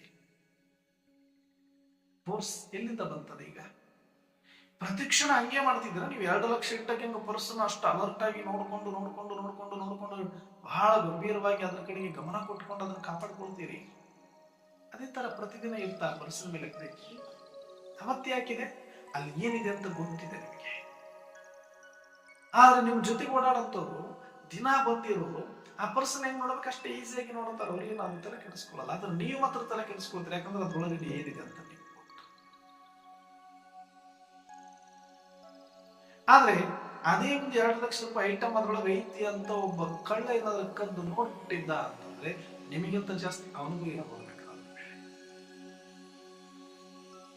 ಅಂದ್ರೆ ಪರ್ಸಿನ ಮೇಲೆ ನೆನಪು ಇಲ್ವಾ? ನೆನಪು ನಿಮ್ಮದೇ ಆದ, ಯಾಕಂದ್ರೆ ಎಲ್ಲಿ ಇಟ್ಟೇನು ಬಿಟ್ಟು ಬಂದಿಲ್ಲ. ನೀವು ಪ್ರತಿನಿತ್ಯ ತಗೊಂಡೇ ಬರ್ತೀರಿ ಅಂದ್ರೆ ನೆನಪಿಟ್ಕೊಂಡೇ ತಗೊಂಡು ಬರ್ತೀರಿ. ಎಲ್ಲಿ ಇಟ್ಟರು ಕೂಡ ಅದನ್ನ ಮತ್ತೆ ಕೈ ತೊಳ್ಕೊಂಡು ಊಟ ಮಾಡಿ ತಗೊಂಡು ಬರ್ತೀರಿ. ಅಂದ್ರೆ ನೀವು ಆಫೀಸಿಗೆ ಹೋಗಿ, ಮನೆಗೆ ಹೋಗಿ, ಎಲ್ಲೇ ಹೋಗಿ, ಬಸ್ಸಲ್ಲಿರಿ, ವ್ಯಾನಿಟಿ ಬ್ಯಾಗ್ ಇರಲಿ, ಪಾಕೆಟ್ ಇರಲಿ, ಯಾವುದೋ ಒಂದು ನೆನಪಿರೋದಕ್ಕೆ ಅದು ಪ್ರತಿನಿತ್ಯ ವಾಪಸ್ ಮನೆ ನಿಮ್ಮ ಜೊತೆಗೆ ಬರ್ತಾ ಇದೆ. ಅದಕ್ಕೆ ಕಾಲಿದೆಯಾ ಅಥವಾ ರೆಕ್ಕೆ ಇದೆಯಾ ಹಾಕೊಂಡು ಬರೋದಕ್ಕೆ? ನೀವೆಲ್ಲೋ ಒಂದು ಇಟ್ಟು ಬರ್ಬೋದಿತ್ತು, ಬರುತ್ತಿಲ್ಲ. ನೀವು ನೆನಪಿಟ್ಕೊಂಡಿರಿ ಅಂತಾರೆ ನಿಮ್ಮ ಚಪ್ಪಲ ದಿನ ನಿಮ್ಮ ಮನೆಗೆ ಬರ್ತವೆ, ನೀವು ಹಾಕೊಂಡಿರೋ ಬಟ್ಟೆ ನಿಮ್ಮ ಮನೆಗೆ ಬರ್ತವೆ, ನೀವು ತಗೊಂಡು ಹೋಗಿರೋ ವಸ್ತುಗಳು, ಬ್ಯಾಗ್ಗಳು ವಾಪಸ್ ಬರ್ತವೆ. ಯಾಕಂದ್ರೆ ನೆನಪಿದೆ ಅಂತ. ನೆನಪಿಲ್ಲ ಅಂದ್ರೆ ಮತ್ತೆ ದಿನ ಒಂದೊಂದು ಅಲ್ಲೇ ಬಿಟ್ಟು ಬರ್ಬೇಕಾಗಿತ್ತ? ಇಲ್ಲ, ನೆನಪಿದೆ. ಆದ್ರೆ ನೆನಪಂತೂ ಇದೆ. 2 ಲಕ್ಷ ರೂಪಾಯಿ ಐಟಮ್ ಪರ್ಸಲ್ ಇದ್ದಾಗ ಹೆಂಗ ನೆನಪಿದ್ದಾಗ ದಿನ ನೆನಪಿಡುತ್ತಾ ಅಂದ್ರೆ ಇಲ್ಲ. ಹಂಗೆ ಭಗವಂತನನ್ನ ಕಾಮನ್ ಆಗಿ ನೆನಪು ಮಾಡ್ತಾ ಇದ್ದಾರೆ. ವ್ಯಾಲ್ಯೂ ಗೊತ್ತಾಗ್ತಾ ಇಲ್ಲ ಅವ್ರಿಗೆ. ಏನಿದೆ ಪರಮಾತ್ಮನಲ್ಲಿ, ಏನು ಮಾಡ್ಲಿಕ್ಕೆ ಬಂದಿದ್ದಾರೆ ಅವರು, ಏನೆಲ್ಲ ನನ್ನನ್ನ ಮಾಡಬಹುದು ಅವರು ಅಂತ ಇಮ್ಯಾಜಿನ್ ಕೂಡ ನೀವು ಮಾಡ್ಕೊಂಡಿಲ್ಲ. ಅದರದ ಆಳವನ್ನ ಯಾರು ತಿಳ್ಕೊಂಡಿದ್ದಾರೆ? ಹಂಗಂದ್ರೆ ಲಾಭಕ್ಕೆ ನೆನಪು ಮಾಡಬೇಕು. ಹೌದು, ಏನ್ ಮಾಡಕ್ಕಾಗಲಿ. ನೀವು ಲಾಭ ಇಲ್ಲದೆ ನೀವು ಯಾರನ್ನೂ ನೆನಪು ಮಾಡೋದಿಲ್ಲ. ಪರಮಾತ್ಮನನ್ನು ಕೂಡ ಇಲ್ಲ ಅನ್ನೋರು ನನಗೆ ಸಾಧ್ಯನೇ ಇಲ್ಲ, ಅದು ಸಾಧ್ಯನೇ ಇಲ್ಲ. ಅಲ್ಲ ಅನ್ನೋರೇ ನನ್ನ ಅದು ಬೇಕಿಲ್ಲ, ಇದು ಬೇಕಿಲ್ಲ, ಇದು ಬೇಕಿಲ್ಲ, ಮತ್ತೆ ಇದು ಯಾಕೆ ಬೇಕು ಅಂದ್ರೆ ಇಲ್ಲ ಭಗವಂತ ಒಂದು ಕೃತಜ್ಞತಾ ಭಾವ ಇರ್ಬೋದಾಗಿತ್ತೆ. ರೀಸನ್ ಅಂತೂ ಇದೆ, ನೆನಪು ಮಾಡಿ. ಕೃತಜ್ಞತಾ ಭಾವ ಇದಿಷ್ಟನ್ನೇ ಎಲ್ಲ ಕೊಟ್ಟಿದ್ರೆ ಅದಕ್ಕೆ ನೆನಪು ಮಾಡ್ತೀವಿ. ಏನೋ ಒಂದು ರೀಸನ್ ಅಂತ ಇರುತ್ತೆ. ರೀಸನ್ ಇಂದ ಯಾರು ನೆನಪು ಮಾಡಲ್ಲ. ಯಾರು ರೀಸನ್ ನಥಿಂಗ್ ಬಟ್ ಈ ಲಾಭ ಅಂತಾನೆ ತಿಳ್ಕೊಳ್ಳಿ, ತಪ್ಪೇನಿಲ್ಲ. ಒಂದಷ್ಟು ಲಾಭ ಇದ್ರೇನೆ ನೆನಪು ಮಾಡ್ತೀವಿ ನಾವು ಯಾರನ್ನಾದ್ರೂ. ಲಾಭ ಅನ್ನೋದು ಯಾವ ಒಳಗಾದ್ರೆ ಆಗಿರ್ತದೆ. ಅವರಿಂದ ನಮ್ಗೆ ತೃಪ್ತಿ ಸಿಗ್ತದೆ, ಅವರಿಂದ ನಮ್ಗೆ ಶಾಂತಿ ಸಿಗ್ತದೆ, ಅವರಿಂದ ಭಯಮುಕ್ತ ಆಗಿದ್ದೀನಿ, ಅವರಿಂದ ನಿಶ್ಚಿಂತ ಇದ್ದೀನಿ, ಅವರಿದ್ರೆ ಒಂದು ಧೈರ್ಯ, ಯಾವುದೋ ಒಂದು ನಮಗೊಂದಷ್ಟು ಲಾಭ ಇದೆ ಅವರಿಂದ ಅನ್ನೋದು ನೆನಪು ಮಾಡ್ತೀವಿ. ಆದ್ರೆ ಎಷ್ಟು ಲಾಭ ಇದೆ ಅನ್ನೋದು ಯಾರಿಗೆ ಗೊತ್ತಾಗುತ್ತೆ? ಇಚ್ಛೆ ಪಡ್ಬೇಕಂತಿಲ್ಲ, ಅದು ಇರದೆ ಸೂರ್ಯನಿಂದ ಏನ್ ಲಾಭ ಇದೆ ಅಂತ ನಿಮಗೆ ಗೊತ್ತಿದ್ರು ಬೆಳಕು ಬರುತ್ತೆ, ಗೊತ್ತಿರೋದು ಬೆಳಕು ಬರುತ್ತೆ. ಆದ್ರೆ ಅದ್ರೊಳಗಡೆ ಇನ್ನು ಏನೆಲ್ಲ ನಾವು ಬಳಸ್ಕೋಬಹುದು ಆ ಶಕ್ತಿಯನ್ನು ಅಂತ ನೋಡ್ಕೊಂಡೆ ಇವತ್ತು ಸೋಲಾರ್ ಬಂದಿರೋದು, solar light, solar iron box, solar plant, ಏನು ಸೋಲಾರ್ ಶಕ್ತಿ ಇದೆ ಏನೆಲ್ಲ ಮಾಡ್ಕೊಳ್ಳೋದಕ್ಕೆ ಸಾಧ್ಯ ಇದೆಯೋ, ಯಾಕಂದ್ರೆ ವ್ಯಾಲ್ಯೂ ಗೊತ್ತಾಯ್ತು. ಇದು 1000 ವರ್ಷದಿಂದ ಸತತವಾಗಿ ಸೃಷ್ಟಿ ಇರೋವಾಗಿಂದಲೂ ಆ ಸೂರ್ಯ ಬೆಳಗ್ತಾನೆ ಇದ್ದಾನೆ. ಸೂರ್ಯ ಏನಕ್ಕೆ ಬೆಳಗ್ತಾ ಇದ್ದಾನೆ? ಬೆಳಕಬೇಕು, ಅದಕ್ಕೆ ಬೆಳಗ್ತಾ ಇದ್ದಾನೆ ಅಂತ ಅನ್ಕೊಂಡಿದೀವಿ. ಸೂರ್ಯನ ಕಡೆಗೆ ಅಷ್ಟು ಗಮನ ಕೊಟ್ಟಿಲ್ಲ. ವಿಜ್ಞಾನ ಡೆವಲಪ್ ಆದಷ್ಟು ಆ ಸೂರ್ಯನ ಶಕ್ತಿಯಲ್ಲಿ ಏನೆಲ್ಲ ಇದೆ ಅಂತ ವಿಜ್ಞಾನಕ್ಕೆ ಅರ್ಥ ಆಗ್ತಾ ಹೋಯ್ತು. ಅಷ್ಟು ಡೆವಲಪ್ ಮಾಡಿಕೊಂಡು ಸೂರ್ಯನ ಬಗ್ಗೆ ಅಟ್ರಾಕ್ಟ್ ಆಗಿ ಸೂರ್ಯನ ಒಂದು ಸಂಶೋಧನೆಯಲ್ಲಿ ತೊಡಗಿ ಸೂರ್ಯನ ಜೊತೆ ಅವಿನಾಭಾವ ಸಂಬಂಧದಿಂದ ಸೂರ್ಯನಿಂದ ಅನೇಕ ರೀತಿಯ ಶಕ್ತಿಯನ್ನು ಪಡೆದು ಇವತ್ತು ಲಾಭಗಳನ್ನು ಮಾಡ್ಕೊಳ್ತಾ ಇದ್ದಾರೆ. ಹಾಗೆ ಅನಾದಿಯಾಗಿ ಪರಮಾತ್ಮ ಇದ್ದಾರೆ ಸೃಷ್ಟಿಯಲ್ಲಿ. ನನಗವ್ರ ವ್ಯಾಲ್ಯೂ ಇವತ್ತು ಅರ್ಥ ಆಗಿದ್ರೆ ಇವತ್ತು ನಾನು ತೀವ್ರವಾಗಿ ನೆನಪು ಮಾಡ್ತೀನಿ. ಇನ್ನೊಂದು 10 ವರ್ಷ ಬಿಟ್ಟು ನೆನಪಾಗಿದೆ, ಇನ್ನೊಂದು 10 ವರ್ಷ. ಯಾಕಂದ್ರೆ ಶಿವಬಾಬಾ ನನಗೆ ಇವತ್ತು ಜ್ಞಾನ ಕೊಡಕ್ ಬಂದಿದ್ದಾನೆ ಅಂತ ಮಾತ್ರಕ್ಕೆ ಇವತ್ತಿದಾನ? ಜಗತ್ನಲ್ಲಿ ಯಾವತ್ತು ಹೇಳೇ ಇಲ್ವಾ ಶಿವ ತಂದೆ ಇದ್ದಾರೆ ಅಂತ, ಸೃಷ್ಟಿಕರ್ತ ಇದ್ದಾರೆ ಅಂತ? ಗೊತ್ತಿರ್ಲಿಲ್ವ? ನಮಗೆ ಗೊತ್ತಿತ್ತು. ಬ್ರಹ್ಮಕುಮಾರ್ ಸಿಂಗ್ ಬರೋದಕ್ಕಿಂತ ಮುಂಚೆ, ಶರಣರು ಬರೋದಕ್ಕಿಂತ ಮುಂಚೆ ಎಲ್ಲರೂ ಕೂಡ ಹೇಳಿ ಹೋಗಿದ್ರು. ಶರಣರು ಹೇಳಿದ್ರು, ಸಂತರು ಹೇಳಿದ್ರು, ಸನ್ಯಾಸಿ ಹೇಳಿದ್ರು, ಶಾಸ್ತ್ರಗಳು ಹೇಳಿದ್ರು, ಅನೇಕ ಗ್ರಂಥಗಳಲ್ಲಿ ಉಲ್ಲೇಖ ಇತ್ತು. ಪರಮಾತ್ಮ ಇದ್ದಾನೆ, ಸೃಷ್ಟಿ ಇದೆ, ಆತನದೇ ಎಲ್ಲ ಅಂತ. ಯಾಕೆ ನೆನಪು ಮಾಡಲಿಲ್ಲ? ವ್ಯಾಲ್ಯೂ ಕಾಮನ್ ಸೂರ್ಯ ಏನ್ ಅದನ್ನ ಕೆಲಸ ಏನಿದೆ, ಬೆಳಗ್ತಾನ, ಅದನ್ನ ಯಾಕೆ ನಾನು ನೆನಪು ಮಾಡಬೇಕು? ಬಹಳ ಒಂದು ಕೃತಜ್ಞತೆಗೆ ಬಾಗಿಲ ಮೇಲೆ ಒಂದು ಚಿತ್ರ ಹಾಕಿದೆ, ಸೂರ್ಯನದು ಈ ಕಡೆ, ಚಂದ್ರನದ ಈ ಕಡೆ, ಆ ಕಡೆ, ಯಾರಿಗೂ ಬೇಜಾರು ಮಾಡೋದು ಬೇಡ ಅಂತ ಮಾಡಿ ಒಂದು ಮುದ್ದೆ ಕಟ್ಟಿ ಬೆಳಗ್ಗೆ ಇಟ್ಟು ಬಿಡ್ತಾ ಇದ್ರು ಅಷ್ಟೇ. ಹಾಗಂತ ನಿಜವಾದ ಸೂರ್ಯನ ಪೂರ್ತಿಯಾಗಿ ಶಕ್ತಿ ಪಡೆಯಕ್ಕಾಗಿಂತ ಪೂಜೆ ಮಾಡಿದ ಮಾತ್ರಕ್ಕೆ ಅವರು ಇಲ್ಲ. ಆದ್ರೆ ಅದರ ಶಕ್ತಿಯೊಳಗಡೆ ಏನಿದೆ ಅಂತ ಹೋದಾಗ ಆತನ ಸಂಬಂಧದಲ್ಲಿ ಹತ್ತಿರವಾಗಿ ಗಟ್ಟಿಯಾಗಿ ಬಂದು ಅದರ ಶಕ್ತಿಯ ಲಾಭವನ್ನ ಪಡ್ಕೊಳ್ಳಕ್ಕೆ ಆರಂಭ ಮಾಡಿದ ಮೇಲೆ ಜಾಸ್ತಿ ಲಾಭವನ್ನು ಪಡ್ಕೊಳ್ಳಕ್ಕೆ. ಹಾಗೆ ಪರಮಾತ್ಮ ಇದ್ದಾರೆ ಅಂತ ಒಂದು ಮೂರ್ತಿ ಇಟ್ಟು ಬೇಕಾದಷ್ಟು ಜನ ಭಕ್ತಿಯ ರೂಪದಲ್ಲಿ ಸುಮ್ಮನೆ ಏನಪ್ಪ ಎಲ್ಲ ಕೊಟ್ಟಿದ್ದಾರೆ, ಸುಮ್ಮನೆ ಮಾಡಿಲ್ಲದು ಏನಾದ್ರು ಮಾಡಿಗಿಡೇನು ಅದನ್ನ ಅದಷ್ಟು ತೃಪ್ತಿ ಪಡಿಸಬೇಕು ಅಂತ ಇಲ್ಲಿ ತನಕ ಭಕ್ತಿಯಲ್ಲಿ ಏನೋ ಒಂದು ಮಾಡ್ಕೊಂಡು ಬರ್ತೀವಿ. ಆತನ ಜೊತೆ ನಾನು ಸಂಬಂಧ ಜೋಡಿಸುವುದರಿಂದ, ಆತನ ಸ್ಮರಣೆ ಮಾಡುವುದರಿಂದ, ಆತನ ಅಂಗಸಂಗದಲ್ಲಿ ಇರುವುದರಿಂದ ಆತ ಎಷ್ಟು ಮಹತ್ವಕ್ಕೆ ಇದ್ದಾನೆ, ಆತನ ವ್ಯಾಲ್ಯೂ ಏನಿದೆ, ಆತ ಏನು ಮಾಡಬಲ್ಲ ಅನ್ನುವಂತ ಒಂದು ಸಂಪೂರ್ಣವಾದಂತ ಒಂದು ಅನುಭವ, ವಿಶ್ವಾಸ ಇವಾಗ ಬರುತ್ತೋ ಆವಾಗ ಆತನನ್ನು ನೆನಪು ಮಾಡುವ ರೀತಿ ಬೇರೆನೇ ಆಗುತ್ತೆ. ನೆನಪು ಬೇರೆನೇ ಆಗ್ತದೆ. ಜ್ವಾಲಾಮುಖಿ ರೂಪದಲ್ಲಿ ಅಂತ ಹೇಳಿದರೆ ಜ್ವಾಲಾಮುಖಿ ಸ್ಥಿತಿಯ ಮುಖಾಂತರ ಶಕ್ತಿಶಾಲಿ ನೆನಪಿನ ಅನುಭವ ಮಾಡಬೇಕು ಅಂದ್ರೆ ಕಂಪ್ಲೀಟ್ ಅವರೇ ಆಗ್ಬಿಡ್ಬೇಕು ಅನ್ನೋದ್ರೆ ಅವ್ರು ಇಲ್ಲ ಅಂದ್ರೆ ಇಲ್ಲ. ಕಣ್ಣದೊಳಗಡೆ ಶಿವಬಾಬಾ. ಯಾಕಂದ್ರೆ ಎಷ್ಟು ಮಾಡ್ತಿದ್ದಾರೆ ಅವರು, ಎಷ್ಟು ಮಾಡಬಲ್ಲರು ಅವರು ಅಂತ ಇವತ್ತು ಗೊತ್ತಾಗಿದೆ ನಮಗೆ. ಅದಕ್ಕೆ ಇವತ್ತು ನೆನಪಾಡ್ತೀವಿ. ಯಾರೆಲ್ಲ ಸಂತರಾದ್ರು, ಮಹಾಂತರಾದ್ರು, ಯಾಕಾದ್ರು, ಹೆಂಗಾದ್ರು ಇವತ್ತು ನಮಗೆ ಅರ್ಥ ಆಗಿರೋದು ಅವ್ರಿಗೆ ಅವತ್ತ ಅರ್ಥ ಆಯ್ತು. ಜಗತ್ತು ಅರ್ಥ ಮಾಡ್ಕೊಂಡಿಲ್ಲ ಬಿಡಿ. ಜಗತ್ತು ಸುಮ್ಮನೆ ಪೂಜೆ ಮಾಡೋದ್ರಲ್ಲಿ ಹಿಂದೆ ಬಿದ್ದಿಲ್ಲ, ಗುಡಿ ಕಟ್ಟೋದ್ರಲ್ಲಿ ಹಿಂದೆ ಬಿದ್ದಿಲ್ಲ, ಸಂಪ್ರದಾಯ ಮಾಡೋದ್ರಲ್ಲಿ ಹಿಂದೆ ಬಿದ್ದಿಲ್ಲ, ಸುಮ್ಮನೆ ಕೈ ಮುಗಿದು ಶಿವಾಯನವ ಅಂತ ಭಜನೆ ಮಾಡಿ ಕೈ ತೊಳ್ಕೊಳ್ಳೋದ್ರಲ್ಲಿ ಹಿಂದೆ ಬಿದ್ದಿಲ್ಲ. ಆದ್ರೆ ಒಳಗಿನ ಹೃದಯವನ್ನು ಅರ್ಪಿಸುವಷ್ಟು ಪ್ರೀತಿ ಮಾಡಿದವರೆಲ್ಲ ಭಕ್ತರಾದ್ರು, ಅಮರ ಭಕ್ತರಾಗ್ಬಿಟ್ರೆ ಜಗತ್ತು ಎಂದು ಮರೆಯಲಾರದಂತ ಮಹಾತ್ಮ. ಏನು ಮಾಡಿದ್ದಕ್ಕೆ? ಬರೆಯ ಪುಣ್ಯಾತ್ಮನ ನೆನಪು ಮಾಡಿದ್ದಕ್ಕೆ ಶಕ್ತಿ ಸಿಕ್ತು. ಆತನ ನೆನಪಿನಲ್ಲಿ ಅಂತ ಶಕ್ತಿ ಇದೆ ಅಂತ ಅರ್ಥ ಮಾಡ್ಕೊಂಡ್ಬಿಟ್ರಲ್ಲ, ಅದೇ ಆಧ್ಯಾತ್ಮ. ಆತ್ಮ ಮತ್ತು ಪರಮಾತ್ಮನ ಶಕ್ತಿಯನ್ನು ಅರ್ಥ ಮಾಡಿಸುವುದು ಆಧ್ಯಾತ್ಮ. ಅದನ್ನ ಅರ್ಥ ಮಾಡಿಸುವ ಪ್ರಯತ್ನ ಎಲ್ಲರೂ ಮಾಡಿದ್ದಾರೆ. ಆದ್ರೆ ನನಗೆ ಯಾವಾಗ ಅರ್ಥ ಆಗುತ್ತೆ ಅವತ್ತು ನನ್ನ ಅಧ್ಯಾತ್ಮದ ಮಾರ್ಗ. ಇಲ್ಲ ಅಂದ್ರೆ ಇಲ್ಲ. ಅದಕ್ಕೆ ನಾವು ಎಷ್ಟು ವರ್ಷ ಈ ಜ್ಞಾನ ಮಾರ್ಗದಲ್ಲಿ ಇದ್ದೀವಿ ಅನ್ನೋದಲ್ಲ, ಎಷ್ಟು ನೆನಪು ಮಾಡ್ತಾ ಇದ್ದೀವಿ ಅನ್ನೋದಲ್ಲ, ಹೇಗೆ ನೆನಪು ಮಾಡ್ತಾ ಇದ್ದೀವಿ, ಯಾಕೆ ನೆನಪು ಮಾಡ್ತಾ ಇದ್ದೀವಿ, ಇದನ್ನು ಯಥಾರ್ಥವಾಗಿ ಅರ್ಥ ಮಾಡ್ಕೊಂಡಾಗ ಸಂಬಂಧ ಫೋರ್ಸ್ಫುಲ್ ಆಗಿ ಗೊತ್ತಾಗಲ್ಲ. ಹೆಂಗೆ ಯಾಕೆ ವ್ಯತ್ಯಾಸ ಆಯ್ತು ಅಂತ ನಿಮ್ಗೆ ಗೊತ್ತಾಯ್ತಲ್ಲ, ಹಂಗೆ ಇಲ್ಲಿ ಕೃತಜ್ಞತೆನೂ ಅದಕ್ಕೋಸ್ಕರ ಪ್ರೀತಿನೂ ಮಾಡಬಹುದು, ಡಿಪೆಂಡು ಆಗಬಹುದು. ಇಷ್ಟೆಲ್ಲ ಅವಕಾಶಗಳು ಒಬ್ಬರಲ್ಲಿ ಇದ್ದು ಕೂಡ ನಾವು ಅದನ್ನು ಅರ್ಥ ಮಾಡ್ಕೊಂಡಿಲ್ಲ ಅಂದ್ರೆ, ನಮ್ಮ ಸಂಪೂರ್ಣವಾಗಿ ಸಮರ್ಪಣೆ ಮಾಡೋದಿಲ್ಲ, ಸಂಪೂರ್ಣವಾಗಿ ವಿಶ್ವಾಸ ಮಾಡೋದಿಲ್ಲ, ಆತನ ಮೇಲೆ ಒಂದು ಸಲ ಸಂಪೂರ್ಣವಾಗಿ ವಿಶ್ವಾಸ ಬಂದ ಮೇಲೆ ಜಗತ್ತಿನ ಜನಗಳ ಮೇಲೆ, ಜಗತ್ತಿನ ಹಣದ ಮೇಲೆ, ಜಗತ್ತಿನ ಯಾವುದೇ ಸಾಧನಗಳ ಮೇಲೆ ಆಧಾರಿತ ಆಗಿರುವುದಿಲ್ಲ. ನಾನು ಏಕ್ ಪಾಪ ದುಸರ ನಕ್ಕೋಯ್ ಅಂದ್ರೆ ಆತೊಬ್ಬನೇ ನನಗೆಲ್ಲವನ್ನ ಮಾಡಬಲ್ಲ ಅನ್ನುವಂಥ ವಿಶ್ವಾಸ ಬಂದಾಗ ನಿರಾಳ. ನನಗೆ ಕೇಳ್ತಾರೆ ಬಹಳ ಜನ, ನೋಡಿ ಏನ್ ಮಾಡ್ತೀರಿ ನೀವು ಗೌರ್ಮೆಂಟ್ ನೌಕರಿ ಬಿಟ್ಟು, ಏನಾದ್ರು ಒಂದು ಇರ್ಬೇಕಲ್ಲ ಉಪಜೀವನಕ್ಕೆ, ಹೊಟ್ಟೆ ಬದುಕೋದಕ್ಕೆ. ಅಪ್ಪ ಹೊಟ್ಟೆ ಬದುಕೋದಕ್ಕಂತ ಹೇಳಿ ಹೇಳಿ ಅದು ಒಂದು ನೆಪ ಅಷ್ಟೇ. ಹೊಟ್ಟೆ ಬದುಕೋದಕ್ಕೆ ದುಡಿದಿದ್ರೆ ಇವತ್ತು ಪ್ರಪಂಚದಲ್ಲಿ ಇಷ್ಟು ದಾರಿದ್ರ್ಯ ಇರ್ತಾ ಇರಲಿಲ್ಲ, ಇಷ್ಟು ಭ್ರಷ್ಟಾಚಾರ ಇರ್ತಿರ್ಲಿಲ್ಲ. ಇದು ಹೆಂಗ್ ಹೇಳ್ಕೊಂಡು ಹೋಗುತ್ತೆ ಮೈಂಡ್ ಅಂದ್ರೆ, ಹೊಟ್ಟೆ ಬದುಕೋದಕ್ಕಂತಾನೆ ಎಲ್ರು ಹೇಳೋದು, ಆದ್ರೆ ಸ್ಟಾರ್ಟ್ ಮಾಡೋದು ಎಲ್ಲಿಗೆ ಹೋಗಿ ಹಚ್ಚತ್ತಂತೆ ಯಾರಿಗೂ ಗೊತ್ತಿಲ್ಲ. ಆದ್ರೆ ಈಗ ಮನೆಗೆ ಸುಟ್ಟಾಗ, ಯಾರು ಮನೆಗೆ ಬೆಂಕಿ ಬಿದ್ದಾಗ ಹೊಟ್ಟೆ ನೋಡೋಂಗಿಲ್ಲ, ಮೊದಲು ಅದರಿಂದ ಹೊರಗಡೆ ಬರೋದು ನೋಡ್ತಾರೆ. ಹಾಗೆ ಪ್ರಪಂಚಕ್ಕೆ ಬೆಂಕಿ ಬೀಳುವ ಸಮಯದಲ್ಲಿ ಹೊಟ್ಟೆ ಬಟ್ಟೆ ಅಂತ ಕೂತ್ಕೊಂಡು ಕಾಲ ಮಾಡುವಷ್ಟು ಸಮಯ ಇಲ್ಲ ಅಂತ ನನಗೆ ಗೊತ್ತಾಗಿರೋದ್ರಿಂದ 24/7 ಜ್ವಾಲಾಮುಖಿಯಾಗಿ ನಾನು ಪರಮಾತ್ಮನ ಪ್ರೀತಿಯಲ್ಲಿ ಮುಳುಗಿ ಬಿಡಬೇಕು, ಈ ಜಗತ್ತನ್ನ ಮರೆತು ಬಿಡಬೇಕು, ಎಲ್ಲವನ್ನ ಮಾಡಬಲ್ಲ ಅಂತ ಆ ಒಂದು ನಿಶ್ಚಯ ಬಂದ ಮೇಲೆ ಮಾತ್ರನೇ ತ್ಯಾಗ ಮಾಡ್ಲಿಕ್ಕೆ ಬರುತ್ತೆ. ಇಲ್ಲ ಅಂದ್ರೆ ಕ್ಷಣ ಕ್ಷಣದಲ್ಲೂ ಕೂಡ ಭಯದಲ್ಲಿರಬೇಕಾಗತ್ತೆ. ನಾ ಯಾವುದರ ಮೇಲೆ ಡಿಪೆಂಡ್ ಇಲ್ಲ, ಈ ಶರೀರದ ಮೇಲೆ ನಾ ಡಿಪೆಂಡ್ ಇಲ್ಲ, ಈ ಸಂಬಂಧಗಳ ಮೇಲೆ ಡಿಪೆಂಡ್ ಇಲ್ಲ, ಈ ಸಮಾಜದ ಮೇಲೆ ಡಿಪೆಂಡ್ ಇಲ್ಲ, ಈ ಜನಗಳ ಮೇಲೆ ಡಿಪೆಂಡ್ ಇಲ್ಲ, ಈ ಸಾಧನಗಳ ಮೇಲೆ ಡಿಪೆಂಡ್ ಇಲ್ಲ, ತತ್ವಗಳ ಮೇಲೆ ಡಿಪೆಂಡ್ ಇಲ್ಲ. ಡಿಪೆಂಡ್ ಯಾರ ಮೇಲೆ ಇಲ್ಲ. ನಾನು ನಿರಾಧಾರ ಪರಮಾತ್ಮನನ್ನೇ ಆಧರಿಸಿ ಬಿಟ್ಟರೆ ಮತ್ತಾರನೂ ಇಲ್ಲ. ಈ ವಿಶ್ವಾಸ ಬರೋವರೆಗೂ ಏನು ಒಂದು ಹೆಜ್ಜೆ ಮುಂದೆ ಇಡಕ್ಕೂ ಆಗೋದಿಲ್ಲ. ಸುಮ್ಮನೆ ನಾಟಕ ಮಾಡ್ಬೋದು ಈ ಮಾರ್ಗದಲ್ಲಿ ಬನ್ನಿ. ಅವಾಗ ಮಾತ್ರ ನೀವೆಲ್ಲವನ್ನ ಬಿಟ್ಟಾಗ ಮಾತ್ರ ಎಲ್ಲದಕ್ಕೂ ಕೂಡ ಒಂದು ಸಣ್ಣ ಮಗು ಮಾತ್ರ ತಾಯಿಯನ್ನ ಎಷ್ಟು ಗಟ್ಟಿಯಾಗಿ ಹಿಡ್ಕೊಂಡು ವಿಶ್ವಾಸ ಮಾಡುತ್ತೆ, ನಂಬುತ್ತೆ, ಅಷ್ಟು ಬೇರೆ ಯಾರನ್ನೂ ಕೂಡ ವಿಶ್ವಾಸ ಮಾಡಕ್ಕಾಗಲ್ಲ. ಯಾಕಂದ್ರೆ ಅದು ನಿರಾಧಾರ ಆಗಿರುವ ಕಾರಣ ಆ ತಾಯಿಯನ್ನು ಅಷ್ಟು ನಂಬುತ್ತೆ. ಅವಾಗ ಇಷ್ಟು ಎತ್ತರ ತೂರಿದ್ರು ಕೂಡ ನಗ್ನಂತ ಕೆಳಗಡೆ ಬರುತ್ತೆ, ಯಾಕಂದ್ರೆ ತಾಯಿ ಹಿಡಿತಾಳೆ ಅನ್ನುವಂಥ ಗ್ಯಾರಂಟಿ. ಅದೇ ಸ್ವಲ್ಪ ದೊಡ್ಡದಾದ್ಮೇಲೆ ತೂರಿ ಭಯ ಬಿದ್ದು ಕೆಳಗಡೆ ಬಿದ್ದು ಹೋಗ್ಬಿಡ್ತಾನೆ. ತೂರಕ್ ಆಗೋದು ಇಲ್ಲ, ತೋರಿಸ್ಕೊಳ್ಳೋದಿಲ್ಲ. ಯಾಕೆ?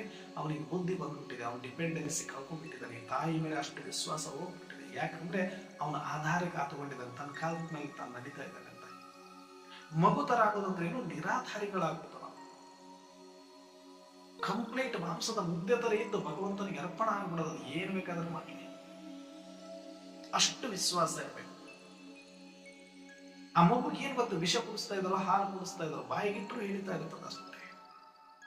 ಆ ಮಗು ಏನ್ ಗೊತ್ತು? ಇವ್ರು ಜೋಪಾನವಾಗಿ ಎತ್ಕೊಂತಾರೋ ಕೆಳಗೆ ಬಿಸಾಕ್ತಾರೋ, ಸುಮ್ಮನೆ ಅಷ್ಟೇ ನಗ್ತಾ ಇರ್ತದೆ ಅಷ್ಟೇ. ಮೇಲೆ ಎತ್ತಿದವ್ರು ಹಿಡಿತಾರೋ ಕೈ ಬಿಡ್ತಾರೋ ಏನ್ ಗೊತ್ತದ, ನಗ್ತಾ ಇರ್ತದೆ ಅಷ್ಟೇ. ಯಾಕೆ? ಸಂಪೂರ್ಣ ಡಿಪೆಂಡೆನ್ಸ್. ಏನಾದ್ರು ಮಾಡೋದು, ನನಗೇನ್ ಮಾಡಕ್ಕಾಗಲ್ಲ, ಈಗ ನೀನ್ ಏನ್ ಮಾಡ್ತೀಯ ಅಷ್ಟೇ ನಂದು ಜೀವನ ಅಂತ ತಿಳ್ಕೊಂಡು ಹಂಗ ಅರ್ಪಣ ಆಗಿದ್ರೆ ಮಾತ್ರನೇ ಒಳಗಡೆ ತೀವ್ರವಾಗಿ ಬರುತ್ತೆ. ಅರ್ಪಣ ಆಗೋದು ಅಂದ್ರೆ ಬಿಳಿ ಬಟ್ಟೆ ಹಾಕೋಬೇಕು, ಬ್ಯಾಡ್ಜೆ ಹಾಕೋಬೇಕು, ಸೆಂಟ್ರಲ್ಲೇ ಇರಬೇಕು, ಕುಮಾರನೇ ಆಗ್ಬೇಕು ಅಲ್ಲ. ಇವ್ರಿಗೆ ಇನ್ನೂ ಸ್ವಲ್ಪ ಲೇಟ್ ಆಗುತ್ತೆ. ಯಾಕಂದ್ರೆ ಇವ್ರಿಗೆ ಭಯ ಜಾಸ್ತಿ, ಇವ್ರಿಗೇನು ಬೇಕಾಗುತ್ತೆ ಜಾಸ್ತಿ. ಆದ್ರೆ ಗೃಹಸ್ಥಿಗಳಂತವ್ರು, ಮನೆಯಲ್ಲಿದ್ದವರು, ಅವರಿಗೆ ವ್ಯವಹಾರಗಳು ಸಾಕಾಗೋಗಿರುತ್ತೆ, ವಿಕಾರಗಳು ಸಾಕಾಗೋಗಿರುತ್ತೆ, ಅವ್ರ ಮುಖ ಪೂರ್ತಿ ಈ ಕಡೆ ಇರುತ್ತೆ, ಅಲ್ಲಿ ಯಾರು ಕೂಡ ಆಧಾರಿತ ಅಲ್ಲ ನನಗೆ ಅನ್ನೋದು ಕೂಡ ಪೆಟ್ಟು ತಿಂದು ಗೊತ್ತಾಗಿರುತ್ತೆ. ಕಂಪ್ಲೀಟ್ ಭಗವಂತನ ಮೇಲೆ ಡಿಪೆಂಡ್ ಆಗ್ಬಿಡಿ. ಅದು ತೀವ್ರವಾದ ನೆನಪು ಯಾಕಾಗೋದಿಲ್ಲ? ಜ್ವಾಲಾಮುಖಿ ಯಾಕಾಗೋದಿಲ್ಲ? ಶಕ್ತಿಶಾಲಿ ನೆನಪಿನ ಅನುಭವ ಯಾಕಾಗೋದಿಲ್ಲ? ಇಷ್ಟೇ. ಚೆಕ್ ಮಾಡ್ಕೊಡಿ. ಈ ಆಧಾರಗಳನ್ನ ಬಿಟ್ಟುಬಿಡಿ ಸಾಕು. ಇವು ಯಾವ ಕೂಡ ಕೆಲಸಕ್ಕೆ ಬರೋದಿಲ್ಲ. ನಿಮ್ಮ ಶರೀರನೇ ನಿಮ್ಗೆ ಯಾವಾಗ ಬೇಕಾದ್ರೆ ಕೈ ಕೂಡ ತಯಾರಾಗಿದೆ ಅಂದ ಮೇಲೆ ಇನ್ನು ಮೂರನೇವರೆಲ್ಲ ನಂಬೋದು ಏನಿದೆ ಲೆಕ್ಕ? ಯಾರನ್ನೂ ನಂಬಬೇಡಿ. ಈ ಸೆಕೆಂಡಲ್ಲಿ ಹೋಗ್ಲಿ, ಇಲ್ಲ ಇದ್ದು ಏನ್ ಬೇಕಾದ್ರೂ ಆಗಲಿ. ಅದಕ್ಕೆ ಶರಣರು ಒಂದು ವಚನ ಹೇಳ್ತಾರೆ, ರೋಗ ಬಂದರೆ ಮರಳು, ನರಳು ಸಾವು ಬಂದರೆ ಸಾಯಿ. ಏನು ಬರ್ತದೋ ಅದಕ್ಕೆ ಯಾಕೆ ದೇವರು ಹಾಕ್ತಾರೆ? ಹಂಗೆ ದೇವರಿಂದ ಕಾಪಾಡ್ಬಿಡ್ತಾನ, ನಮ್ಮ ಶರೀರ ಕಾಪಾಡ್ಬಿಡ್ತಾನೆ, ನನಗೇನೋ ತೊಂದರೆ ಬಂದಾಗ ಕಾಪಾಡ್ತಾನಂತಲ್ಲ. ಇದಕ್ಕೆ ದೇವರಂಗ ಬೇಕಾಗಿಲ್ಲ. ಶರೀರಕ್ಕೆ, ಸಂಬಂಧಕ್ಕೆ, ಸಂಪತ್ತಿಗೆ, ಆಸ್ತಿ, ಹೆಸರು, ಕೀರ್ತಿ ಯಾವುದು ದೇವರ ಹಂಗಿಲ್ಲ. ಇದನ್ನ ರಕ್ಷಣೆ ಮಾಡೋದು ದೇವರನ್ನ ಇಟ್ಕೊಂಡೆ ಅಂದ್ರೆ ನಿಮ್ಮಂತ ಮಹಾಪಾಪಿಗಳೇ ಅಲ್ಲ. ಇದೆಲ್ಲವನ್ನ ಬಿಡಿಸಿ ನಿರಾಧಾರನಾಗಿ ಮಾಡುವ ತಾಕತ್ತಿರೋದು ಅದು. ಇದನ್ನು ಬಿಡಿಸೋದಕ್ಕಿಂತ ಇದನ್ನು ಮತ್ತೆ ಶುದ್ಧ ಮಾಡಿ ಕೊಡೋಕ್ಕಿಲ್ಲ ಅಂತ ಕೆಟ್ಟೋಗಿರೋದನ್ನ. ಅದಕ್ಕೆ ಆ ರೀತಿ ಡಿಪೆಂಡ್ ಆಗ್ಬೇಕು. ಡಿಪೆಂಡ್ ಆಗೋದು ಅಂದ್ರೆ ನನ್ನ ಹೆಂಡತಿನ, ನನ್ನ ಮಕ್ಕಳನ್ನ, ನನ್ನ ಗಂಡನ್ನ, ನನ್ನ ಶರೀರನ ಎಲ್ಲ ಕಾಪಾಡ್ಕೊಂಡು ಕೂತ್ಕೊಳ್ತಾನೆ, ಬೇರೆ ಕೆಲಸ ಇಲ್ಲ. ಇದ್ರ ಮೇಲೆ ನಾವು ಮೋಹ ಬಿಡಿಸ ಇರೋದಷ್ಟೇ. ಮೋಹ ಬಿಟ್ಕೊಂಡು ಕೂತ್ಕೊಳ್ಳಿ, ಎಲ್ಲವನ್ನ ಆತ ನೋಡ್ಕೊಳ್ಳೋದು. ನಿರಾಧಾರ ಮಾಡಿ, ಅಶರೀರ ಮಾಡಿ, ಸೂಕ್ಷ್ಮ ಶರೀರಧಾರಿಗಳನ್ನಾಗಿ ಮಾಡಿ, ಪರಿಸ್ಥಿತಿಯನ್ನಾಗಿ ಮಾಡಿ, ದೇವತೆಗಳನ್ನಾಗಿ ಮಾಡುತ್ತಾರೆ. ಈ ಒಳ್ಳೆ ಹಳೆ ಶರೀರ ರೆಡಿ ಮಾಡಿಕೊಡು.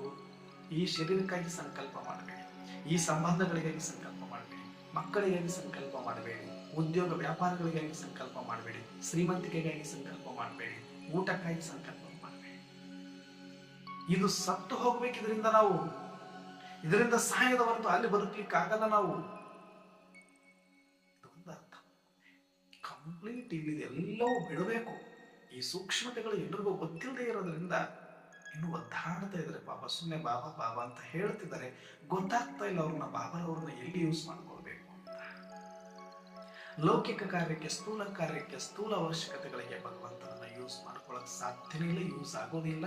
ನೀವು ಹಂಗ ಅನ್ಕೊಂಡ್ರೆ ಇನ್ನು ಭ್ರಮೆಯಲ್ಲೇ ಇದ್ದೀರಿ. ನಿರಾಧಾರಾಗಿ ಆತ್ಮಿಕ ಸ್ಮೃತಿಯಲ್ಲಿ ಬನ್ನಿ, ಪರಮಾತ್ಮನನ್ನ ತೀವ್ರವಾಗಿ ಪ್ರೀತಿಸಿ. ಆಗ ಮಾತ್ರ ಶರೀರಿಯಾಗಿ ಶ್ರೇಷ್ಠ ನೆನಪಿನ ಅನುಭವ ಆಗಲಿಕ್ಕೆ, ಶಕ್ತಿಶಾಲಿ ನೆನಪಿನ ಅನುಭವ ಆಗಲಿಕ್ಕೆ, ಜ್ವಾಲಾಮುಖಿ ಸ್ಥಿತಿಯನ್ನು ಅನುಭವ ಮಾಡಲಿಕ್ಕೆ ಸಾಧ್ಯ ಆಗುತ್ತೆ ಅಂತ ಹೇಳ್ತಾ ಇವತ್ತಿನ